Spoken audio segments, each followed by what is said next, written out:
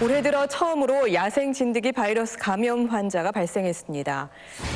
일명 살인 진드기라고 불리는 약 2mm 크기의 작은 소참 진드기에 물릴 경우 중증 열성 혈소판 증후군에 걸릴 수 있는데요. 이 병으로 인한 국내 사망자는 2013년 이후 꾸준히 증가해 올해 6월에도 사망자가 발생했습니다. 이 병의 발병자의 한 12에서 30% 정도는 사망을 하게 되는데요. 중증 열성 혈소판 감소 증후군의 증상으로는 심한 열과 피로감, 식욕 저하, 구토, 그리고 두통 등이 일어날 수가 있습니다.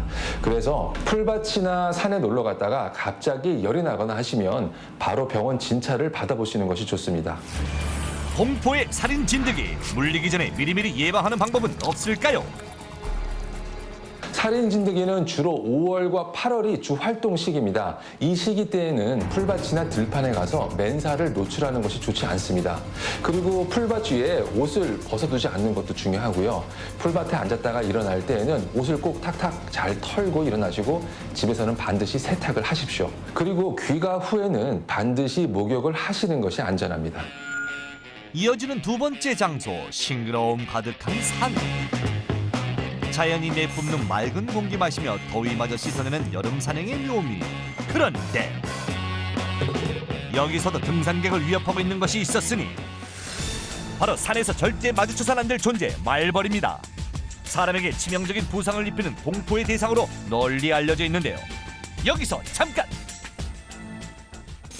위험한 말벌과 꿀벌을 구분하는 방법부터 알려드리겠습니다. 비교적 순한 꿀벌에 비해 덩치만 10배 이상에 달하는 말벌. 그 중에서도 가장 큰 장수 말벌의 독은 꿀벌에 비해 500배 이상 치명적이라 생명을 위독하게 할 수도 있다는데요. 말벌에 쏘이면 대체로 쏘인 부위에 주변에 국소적으로 붓고 통증이 심하게 나타날 수 있습니다.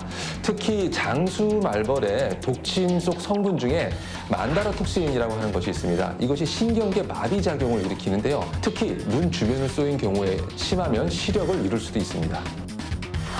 이토록 무서운 말벌. 그렇다면 시민들은 벌에게 쏘였을 때 각각 어떻게 대처하고 있을까요?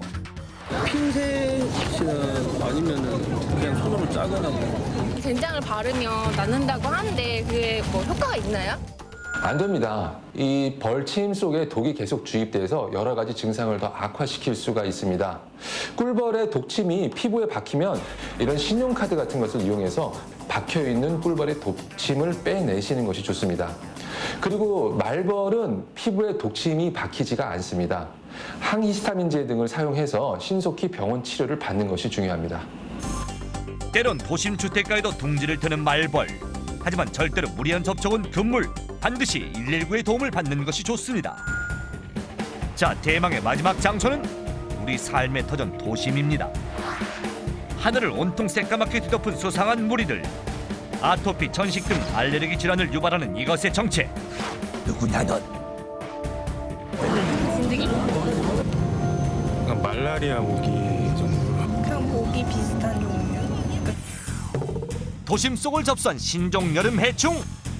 이름도 독특한 깔따구입니다. 입이 퇴화되어 물진 않지만 알레르기 질환을 유발하고 혐오감을 주는 등 잦은 불편을 초래하는데요. 진짜 새까맣게 와가지고 장난이 아니에요. 손님들이 왔다가도 저기서 뭐 드실 수가 없어. 막 날라 들어가니까. 더 큰 문제는 죽은 깔따구의 사체. 왜일까요? 깔따구는 죽은 사체가 쉽게 가루로 변합니다. 그래서 여러 가지 알레르기성 질환을 일으킬 수가 있는데요. 특히 기관지 천식, 비염, 아토피성 피부염 등을 유발하는 것으로 알려져 있습니다. 깔따구를 피하는 최선의 방법. 주변을 늘 청결히, 쓰레기는 곧바로 버려주세요.